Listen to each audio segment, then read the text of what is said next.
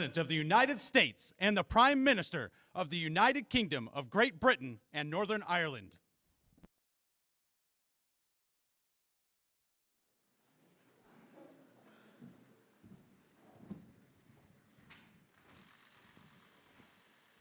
Well, good afternoon. Please be seated. I'd like to start with the permission of my British friends to just say a few words about the wildfires in Canada and the quality of the air here in the East Coast. This blanketed the communities in the East Coast and the smoke this past few days.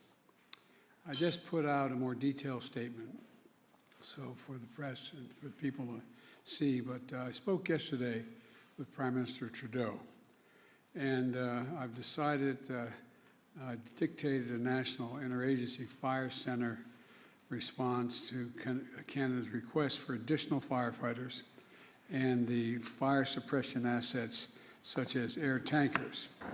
We already have 600 American firefighters on the ground and been there for a while in Canada, including hotshots and the smoke jumper crews.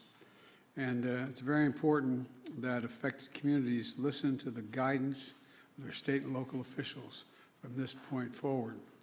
To keep up to date on the air quality in real time, go to the app that we provided. It's called airnow.gov,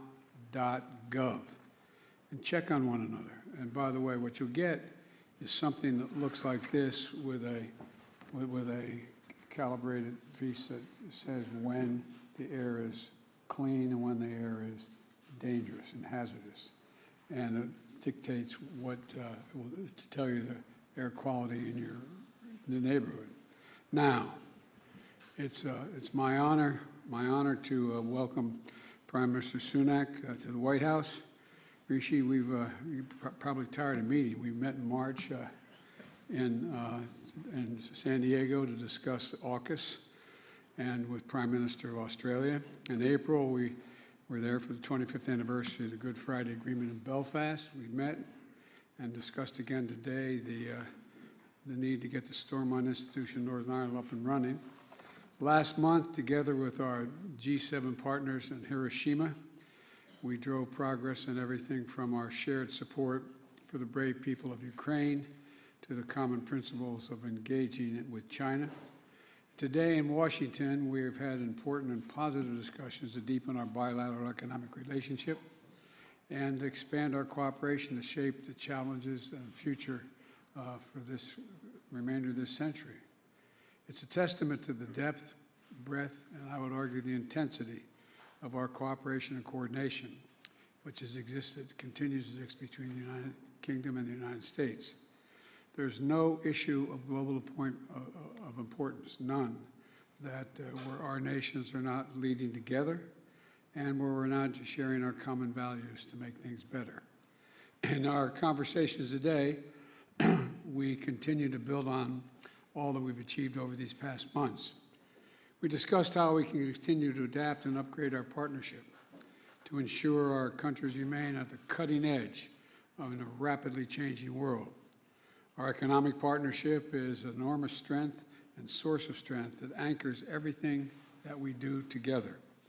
We want to harness that power to make sure we're creating good jobs and supporting working-class families in both our countries, and that growth is shared broadly and no one gets left behind.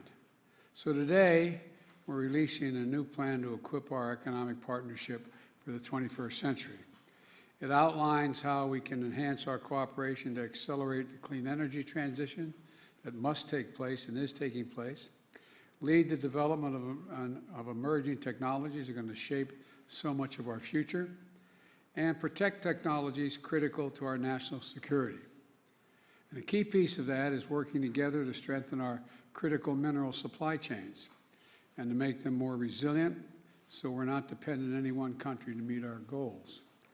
When it comes to technology that will shape the future, like semiconductors, quantum computing, artificial intelligence, the UK and the US are working together to make sure they are developed safely and responsibly and jointly.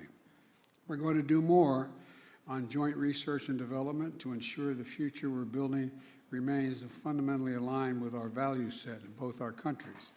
And we're doing more to prevent technologies that are invented and developed in our countries from being used for military or intelligence purposes by countries that do not share our values. Today, we'll also discuss our unwavering support for the people of Ukraine and who are defending themselves against the most brutal aggression we've seen in a long time at the hands of Russia and Putin. The UK and the United States, together with more than 50 partners, have committed historic levels of security assistance to Ukraine. I want to thank the Prime Minister for his strong leadership, contributing significant amounts of security assistance and training Ukrainian troops so they can effectively use the equipment and ammunition we've collectively provided them. And in bringing the world together later this month to drive support for Ukraine's long-term economic recovery. You're doing a great deal. So, Mr. Prime Minister, thank you for making the journey to Washington. Earlier this week, we marked the 79th anniversary of D-Day, and a timely reminder of the proud history of our nation's share and the values that we have long stood together to defend. That's the unshakable foundation of this special relationship, and it is a special relationship. There's no country closer to us than Great Britain. Today, as NATO allies, partners in innovation, as friends in a shared vision of the future, and our two nations are ready to meet the challenges of our time and meet them together. And I'm confident the United Kingdom and the United States will continue to lead the world toward greater peace, prosperity, and security for all. So thank you again, Mr. Prime Minister, and the floor is yours. Thank you, Mr. President. Before I begin my remarks, a word, if I may, on what happened in France this morning. All our thoughts are with those affected by this unfathomable attack, including a British child, and with their families. I've been in touch with President Macron, and we stand ready to offer any assistance that we can. Mr. President, Joe, it is an honor to be here at the White House, and thank you for your very warm welcome. Not for decades has the relationship between our two nations been so important. The values we share, our belief in freedom, democracy, and the rule of law, have never changed. They never will. But what has changed are the challenges that we face. And standing here together, as our predecessors have done for generations, I feel confident that through the strength of our relationship, we can shape the world once again in our pursuit of liberty, prosperity, and the possibilities of a new age. And that begins with our highest priority, national security. Last time I was here in the US, we signed AUKUS, the most significant defense partnership in generations, because we recognize that the security of the Atlantic and Pacific regions are indivisible. And just a fortnight ago, in Hiroshima, President Biden and I stood with President Zelensky and our G7 allies in a powerful display of unity. The UK is proud of our contribution, including providing tanks, long-range weapons, and training Ukrainian soldiers. But let no one doubt, US leadership and resources are the decisive contribution allowing the forces of democracy and freedom to prevail.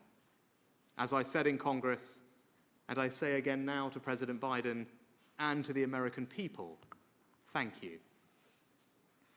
And just as we collaborate to protect our national security, so must we increasingly do the same to protect our economic security, on which our prosperity depends.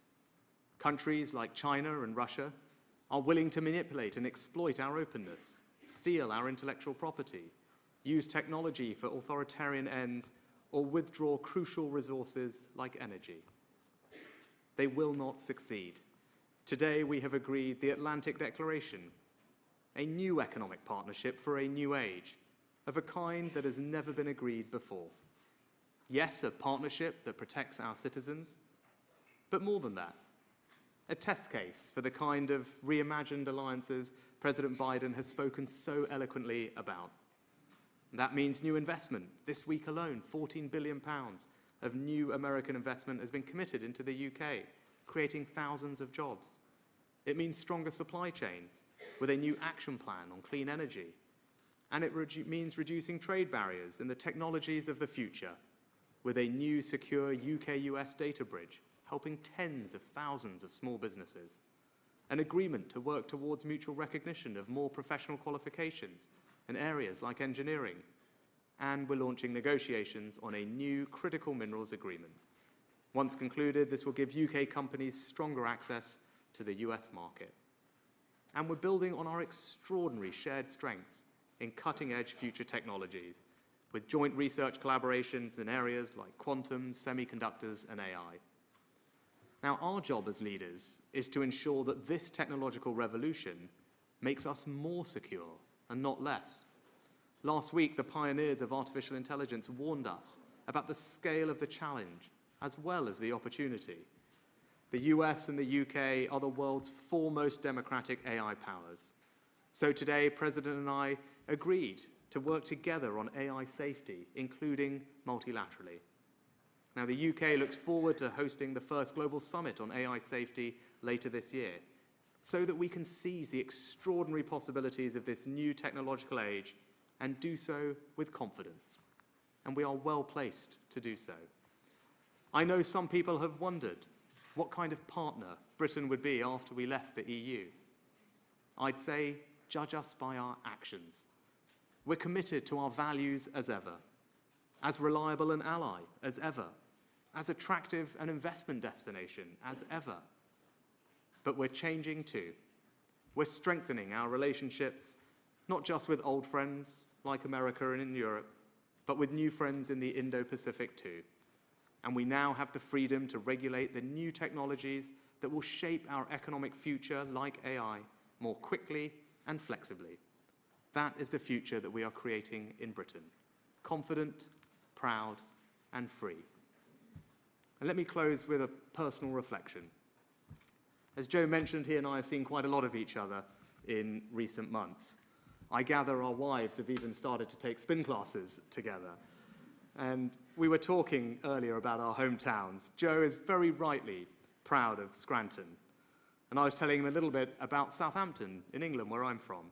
Now, not everyone knows this, but it was in a church in Southampton where in the days before he set sail for these shores that John Winthrop first spoke about his dream of building a city on a hill.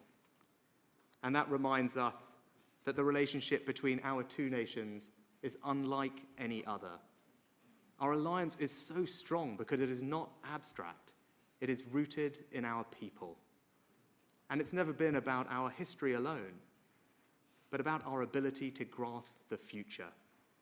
We share the same beliefs, pursue the same purpose, and act according to the same ideals. And that's why today, as we meet the challenges of our time, we can depend on each other with absolute conviction. When the United States and the United Kingdom stand together, the world is a safer, better, and more prosperous place. And that's why ours is the indispensable alliance. Thank you.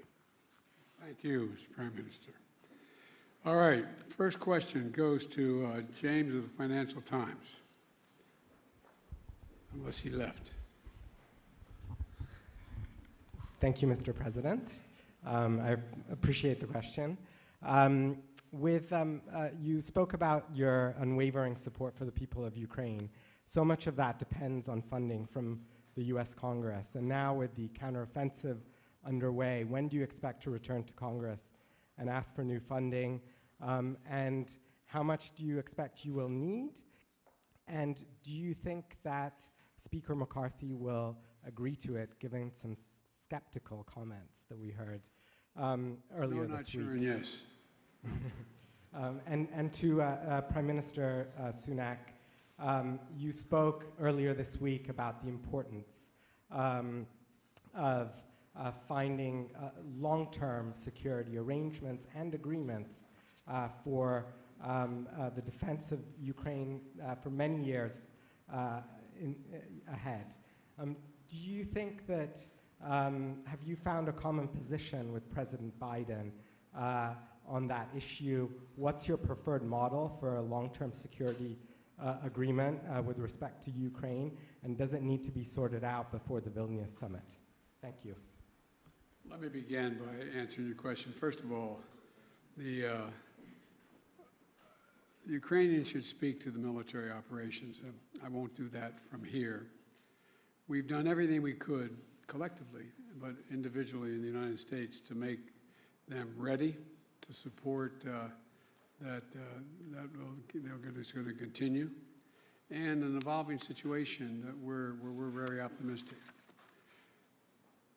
In talks with the Ukrainians, and particularly with Zelensky and our allies and partners on commitments to Ukraine, long-term security to deter future aggression after this war ends is the goal. And we're advancing this goal by providing them the support Ukraine needs now on the battlefield and helping them strengthen their military over the long term. The fact of the matter is that I believe we'll have the funding necessary to support Ukraine as long as it takes. And I believe that that support will be real, even though you hear some voices today on Capitol Hill about whether or not we should continue to support Ukraine and for how long we should support them. The fact of the matter is, I asked people to picture what would happen if we were not supporting Ukraine. Do we think Russia would stop in Kyiv? Do you think that's all there would be happening? I think not, and I think the vast majority of my colleagues, even the critics, think that would not be the case as well. There's much more to say about Ukraine, but I hope that answers your direct question. James, thank you for the question. If I might actually touch on your first question first, and so it's actually entirely reasonable for the American people to hear what I say and hopefully acknowledge the thanks that we have for their support of the situation in Ukraine, but also ask if everyone is doing their bit. And that's why, as I said, the UK is proud to be behind the US, the biggest contributor to the military effort in Ukraine. And I think it's right that other countries also step up and do their part. We're lucky to have America's investment in European security, but we need to share the burden alongside you, which is why defense spending in the UK has been above the 2% NATO benchmark. It's on an increasing trajectory, and we would encourage other countries to follow the lead that the US and the UK set, because our security is collective. I think the other thing for you to know about us as an ally is we also view security as indivisible between the Euro-Atlantic region and the Pacific. That's why the AUKUS partnership is so important. That's why we're strengthening our engagement and alliances in that region too, so that the US can count on the UK as a partner and an ally, sharing the burden, but also working together in every sphere that it matters. And on your latter question, I agree with what the President said. It's about deterrence. President Putin will be thinking that he can wait us out, that the alliance will tire, will get fatigued, and will give up. Now, that is not the case. And the more we can put in place support for Ukraine, not just in the here and now, but support that will last for a time and for years to come, I think it sends a strong signal to him that there is no point trying to wait us out. We're not going anywhere. We will be here for as long as it takes. And hopefully that will speed up the calculation in his mind that he should withdraw his forces and stop what is an illegal and unprovoked act of aggression.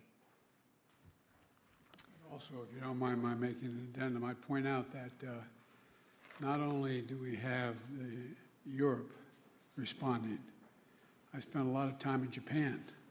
The Japanese have stepped up. They've stepped up in terms of their budget. They've stepped up in terms of their involvement. They've stepped up in terms of the support for Ukraine, realizing that a glaring invasion with no pretext of anything other than conquering land occurring in the 21st century is a danger not only in Europe but everywhere in the world. The next question from the PBS NewsHour, Laura.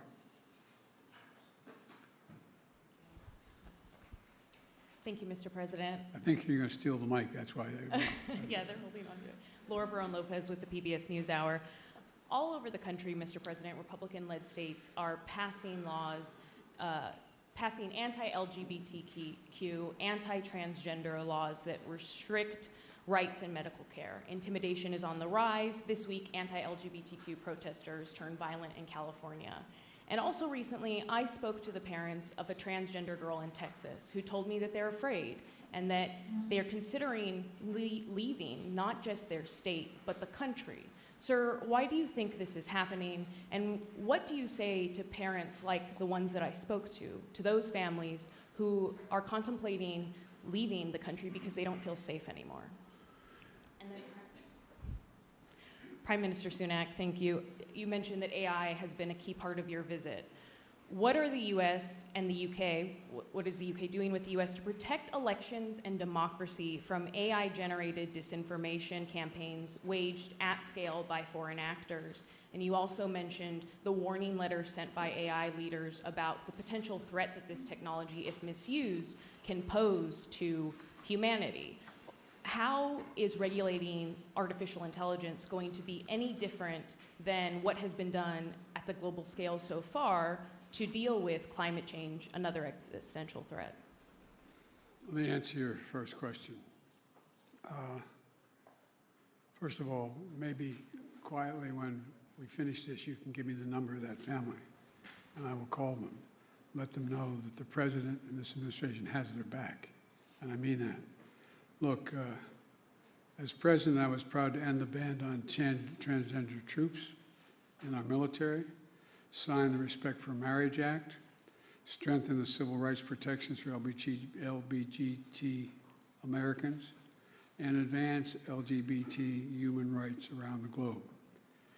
But our fight is far, far from over because we have some hysterical and, I would argue, prejudiced people who are engaged in all what you see going on around the country. It's an appeal to fear, and it's an appeal that is totally, thoroughly unjustified and ugly. It's wrong that a person can be married in the morning in the United States and fired in the afternoon by their employer because they're gay. It's wrong that the violence and hate crimes targeting LGBTQ people is rising. It's wrong that extreme officials are pushing hateful bills targeting transgender children, terrifying families, and criminalizing doctors. These are our kids. These are our neighbors. It's cruel and it's callous. Not somebody else's kids, they're all our kids. They're the kids, and our children are the kite strings that hold our national ambitions aloft. It matters a great deal how we treat everyone in this country.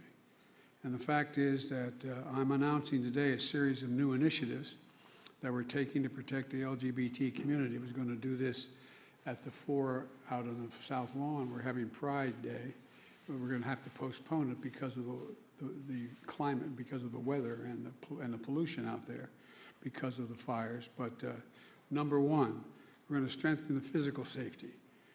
Dedicated resources, the federal coordination of Better Protect Pride celebrations, marches, community centers, healthcare providers, and small businesses. Secondly, we're addressing the civil rights violations. A new coordinator to protect LGBT students from book bans, which make it harder for kids to learn and may violate their civil rights at the same time. We're also engaging in mental health and other supports, more mental health resources, and funding to help families support their kids, new efforts to protect LGBTQ kids in foster care, and steps to end the absolute end of LGBTQ homelessness. Congress has to pass, and I'm not giving up on this, just like they told me we couldn't get the Marriage Act passed. Congress must pass the Equality Act and send it to my desk. LGBTQ Americans, especially children, you're loved, you're heard, and this administration has your back, and I mean it.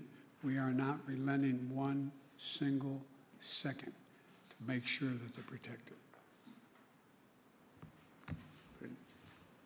Laura, on your question, it's clear that AI can bring incredible and will bring incredible benefits to society, our economies, to all of us. And actually, one of your leading venture capitalists just published an essay on this, which made the point very eloquently yesterday. And I think it's also clear, though, that it does pose very real risks that we as leaders need to be cognizant of and put in place the guardrails to mitigate against. Actually, President Biden and I had a very good conversation on this just a couple of weeks ago in Japan in one of our sessions in Hiroshima. And we are aligned in wanting to discuss with other countries what those guardrails should be. I think here in the US, you've convened all the companies together recently. We've done the same in Downing Street just a couple of weeks ago. And I think there are a series of measures that we can implement, working cooperatively, as we have been discussing, that will ensure that we can enjoy the benefits of this technology whilst mitigating against their risks. And that's what our citizens would expect. And you talk about climate change, we come together at COP to work multilaterally across multiple countries to bring down carbon emissions, to get funding to the countries that need it, to share research on how we can develop the green technologies of the future. Indeed, that's part of our conversations and agreement today. Now, we need to bring that same spirit of urgency, I think, to the challenges and opportunities that AI poses, because the pace of the technological change is faster than people had anticipated. And I think the letter that you mentioned kind of reminded us that we do need to work urgently to address this issue. And I'm delighted that Joe and I and others will be doing that with all great haste. And I think a couple of questions on our end. Could I call on the BBC? Thank you. Chris Mason from BBC News. Prime Minister, your aim as a Conservative Party at the last general election was a full free trade deal with America. Isn't the simple truth of what's been announced today an acknowledgement of a failure to do that? And to the President, why won't you do a full trade agreement with the UK? Thank you. Thanks. So if you look at what we've announced today, what it does is respond to the particular opportunities and challenges that we face right now and into the future. And it asks the question, what do we need to do working together that can bring most benefit to our citizens as quickly as possible? And our agreement does that. It's a first-of-a-kind agreement that's ambitious in what it seeks to achieve. I think that I've structured it around a couple of different areas. The first is economic security, because the challenges we face are much more economic in nature. Big subject of our discussions at the G7 recently.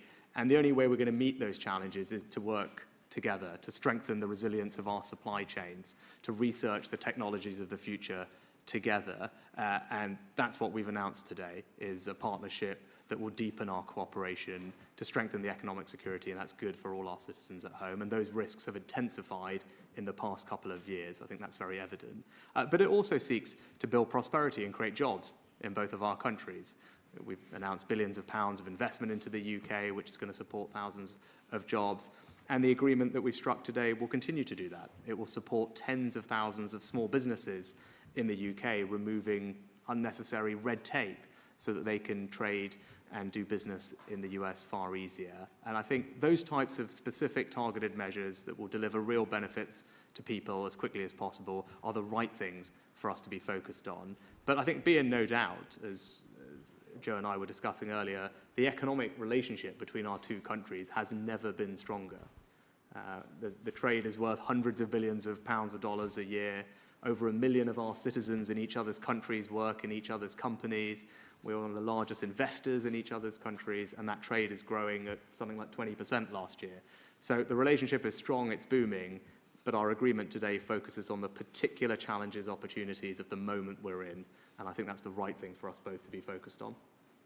I think we had a really good discussion today about our economic relationship, and we've launched negotiations on critical materials and an agreement to deal with climate crisis. For example, there is no reason why Great Britain will not play a major role in not only critical materials, but in investing in the United States of America in all of our initiatives relating to the need for critical materials, including battery technology and a whole range of things, number one. Number two, cooperating on data and AI. It is a limitless capacity and possibility. But we have to do it with great care not relative to one another, but relative to the issue. Because when I convened the leaders in AI, about, I think there were 13 here in the United States, the very architects of this AI, they're also very concerned about it getting out of hand. And we got to make sure we're all on the same page. And we're looking to Great Britain to lead that effort this fall in putting together a proposal, a group of nations to deal with, how do we deal with this? It not only has the potential to cure cancer and many other things that are just beyond our comprehension, but it has the potential to do great damage if it's not controlled. And so we're looking for, I'll overstate it, we're looking for watermarks on everything that has to do with produced by AI, so we know from whence it comes. But there's a lot we have to do. We're also addressing the national security risk posed by certain types of outbound investments. I had a discussion with Xi Jinping in China. Why was I not transferring certain technological capabilities? And I said very simply, because you're using them for weapons of mass destruction and intelligence intervention. And I said, if we could work out something on that, we'd have a very different relationship. So what we're trying to do is figure out how together we can make sure that we have the, let me back up and say it this way. I don't think ever in the history of human endeavor has there been as fundamental potential technological change as is presented by artificial intelligence. It is staggering. It is staggering. You have some of these leaders in the industry talking about how they're concerned whether the machine will be able to begin to think for itself, not need to be programmed. I mean, it's just, I know it sounds like science fiction, but it is close to science fiction, some of the things. It has enormous potential. And we're looking to Great Britain to help lead that effort to figure out a way through this so we're in full, total cooperation. Because there's no country we have greater faith in being able to negotiate this, not negotiate with individuals, negotiate our way through this, than the Prime Minister. And so we're in lockstep. Last question. Thank you. Last question is The Times. Thank you. Chris Smythe from The Times. Prime Minister, you've made clear your support for free trade, but is today's agreement essentially a recognition that in light of COVID, the growing threat of China and Russia's invasion of Ukraine, that the era of unfettered globalization is over? And if so, the US has made clear that it thinks that requires a much more interventionist industrial policy to respond to that. Why do you think that approach is wrong for the UK? And Mr. President, what do you say to those abroad who say that your new Washington consensus is simply a fancier way of saying America first? And in light of the warm words just now about UK-US defence collaboration, particularly in Ukraine, do you think it's time for the first British NATO Secretary-General in 2 decades?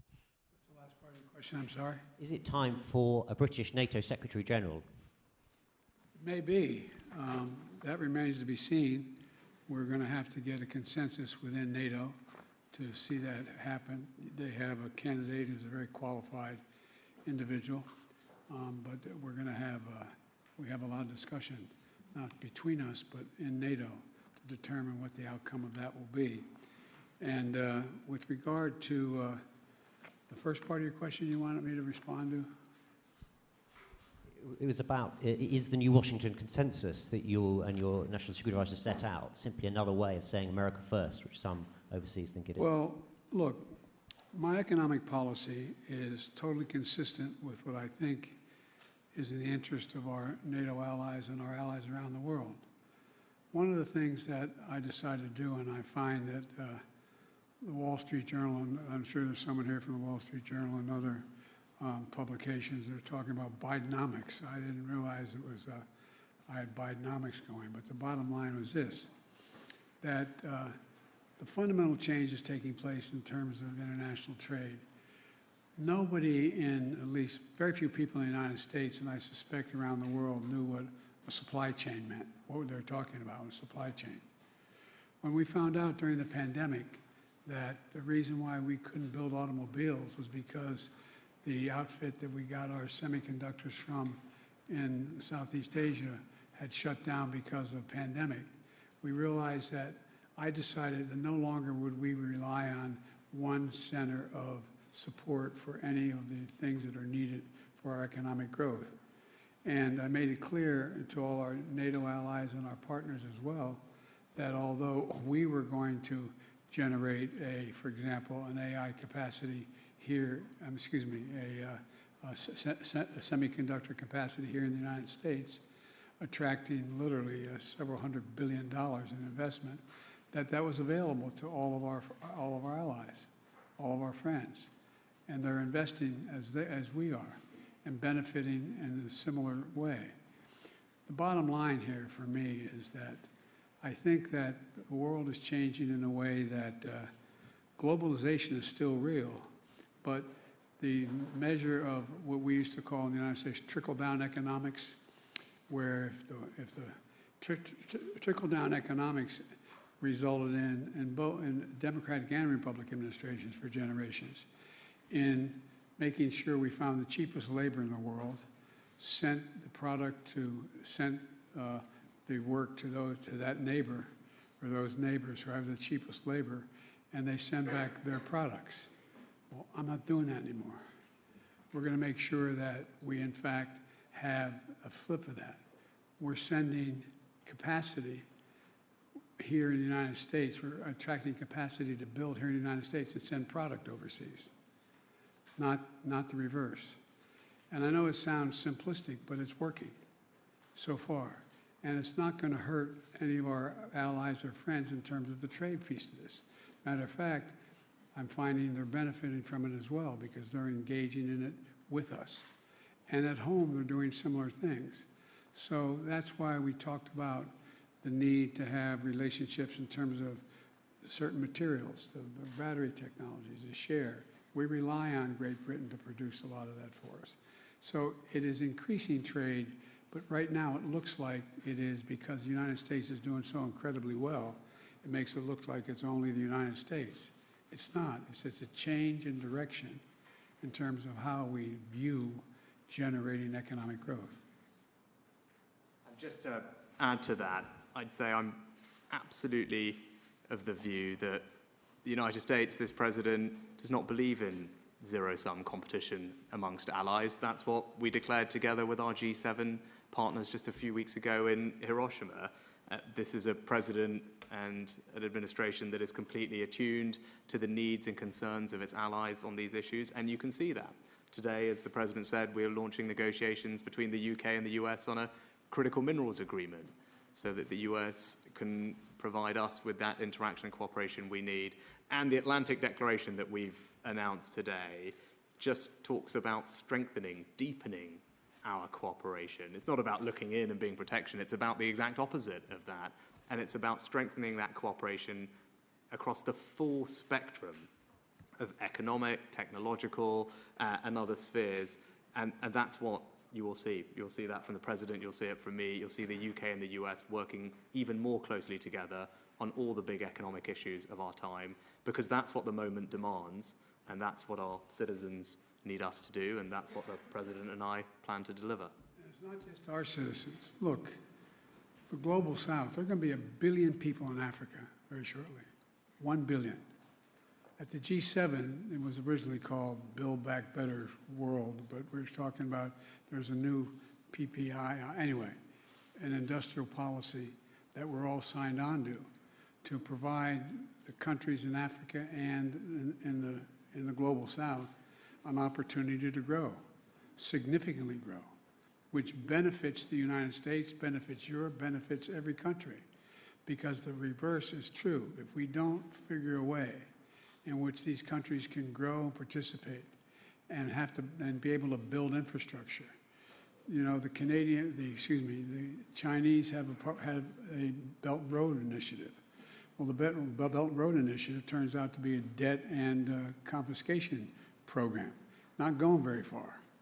But what we're doing, and we're going to be doing with our NATO allies, with the G7, is providing opportunities. For example, Angola should be in a position very soon to have the largest the largest solar facility in the world, generating significant amounts of energy.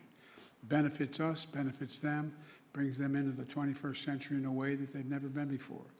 We're talking about building, and I have my team putting together with other countries as well, to build a railroad from the Pacific Ocean, from the Atlantic Ocean, all the way to the Indian Ocean. Never occurred before. How our departments of agriculture are working with these countries. So there's a significant amount of cooperation, not to hoard capacity, but to expand capacity, to further expand opportunity, because we all benefit from it. And one thing I've learned is that we are not going to be able to deal with the global warming, which is the most consequential threat to humanity, if we don't do it, unless we engage more together, not fewer, not less together. And so the United States will do what it can do well and invite all of our partners to be part of it if we can. Thank you.